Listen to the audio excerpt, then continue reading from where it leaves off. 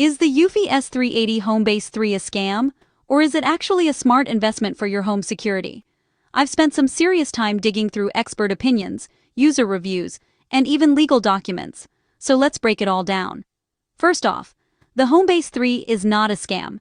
It's the newest brain for Eufy security cameras, offering local video storage, improved AI, and stronger Wi-Fi performance. You get 16 GB of built-in storage, but if you need more, just slide in a standard 2.5-inch hard drive or SSD, up to 16 terabytes.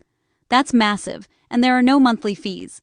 The big feature here is Bionic Mind AI. It's supposed to recognize faces, family, friends, strangers, and cut down on those annoying false alerts. But, just a heads up, it needs training with tagged photos, and early reports say it can make mistakes at first. Connectivity's another plus. The HomeBase 3 often boosts signal strength for your cameras, making your footage load faster. But the catch? You have to wire it to your router with an Ethernet cable during setup. After that, it works wirelessly with your cameras. So why do people call it a scam? In 2022, security researchers found Eufy's local-only video promises weren't airtight.